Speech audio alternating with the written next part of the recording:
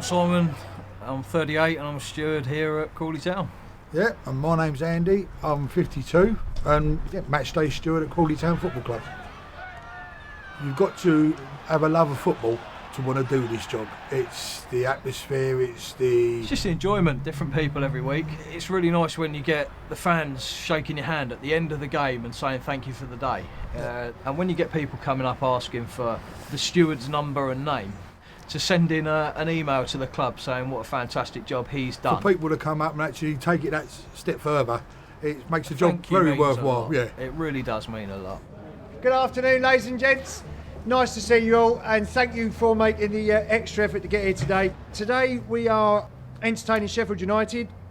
We're expecting something like 1,000 away fans. I think we'd expect them to be noisy, we'd expect them to be quite an exuberant sort of fan, a bit more drinking, that sort of thing. I don't expect that to turn into bad behaviour, but just be mindful of it. When they come to the turnstiles, they might look a little bit poorly.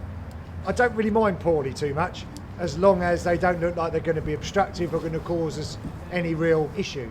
If they're just looking a bit rough around the edges, I think we can live with that. I think your judgment's always been good in the past. I've got no reason to believe you won't do that again.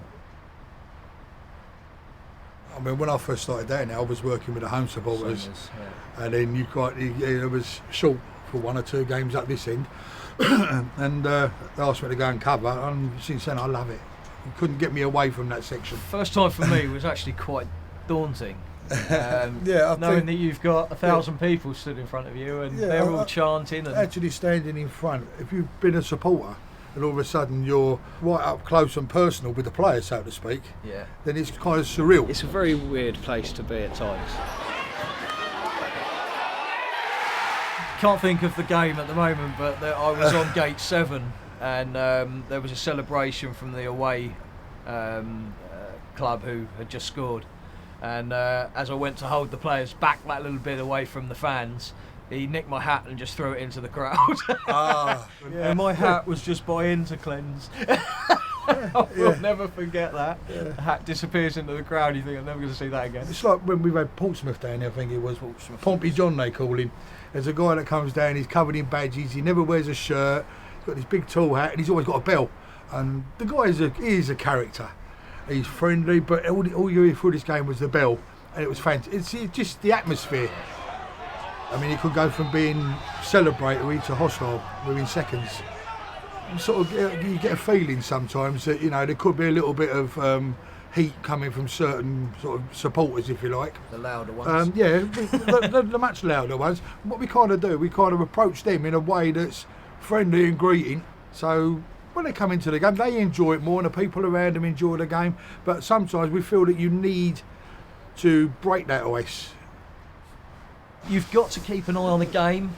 Obviously, you can't stand just watching the football. No, you can't. But then you can't stand just watching the fans, because you've got to know how they're going to. There could be a filthy tackle going in here, and it's kicking off. People are attacking one another, and as happens on football matches, you've got to be aware that they're going to react to that. A red card can bring a lot of anger. We did have a few incidences when they started fighting amongst themselves, and I accidentally got a couple of punches in the back of the head and a few kicks. Sometimes I find, like, the ball boys, bless them, they give a little cheer if Crawley score. They forget they're sitting just in front of 1,000 away fans. So you sort of just have to have a little word and just remind them. Be aware. Just say to them, just lower yourself. As hard as it's going to be, lower yourself back score. Down. And you hear conversations going on. Yeah. I've had a couple of lads up there before where their mates are egging them on. Go on the pitch, we'll give you 20 quid each. Is it really worth getting banned for? 20 quid each. Are they actually going to pay you? And they start shouting things like it's a drinking thing, isn't it? Really. They come out to have a good day out, and obviously alcohol is involved in a lot of it. We've had children that dad went off to get some chips, and they think that their dad's run away, and you just take them under your wing. You can get in touch with control. Control can put a call out, but we want to look after everyone. Everyone's the same when they're here.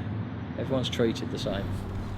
Racism is a big no-no. I mean, that is very much one strike and you're out. There's no what's the word? Leniency at all on it. Yeah, there's nothing. You just, if you hear it, you deal with it, and that's it. You've got to spot that one person amongst say 1,500 people that has said it. You do get some people that complain about swearing and things like that. But as we say to them, you know, it's a football match. It's not a church meeting. It's a football match. I missed the goal for, was it Mike Jones that scored from the halfway line?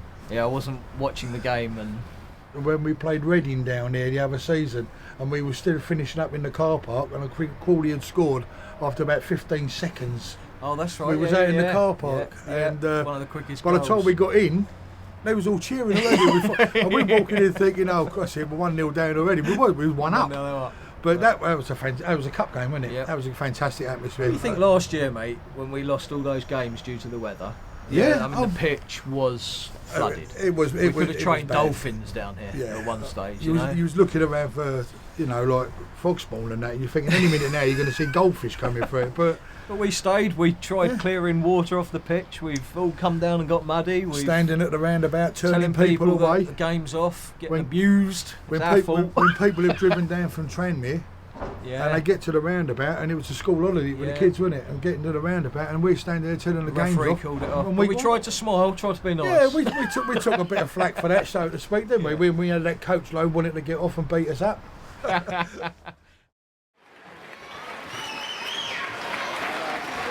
Yeah, the day was good. Good day. Yeah, good day. Good support, good following, good cheering, bit of banter, good atmosphere.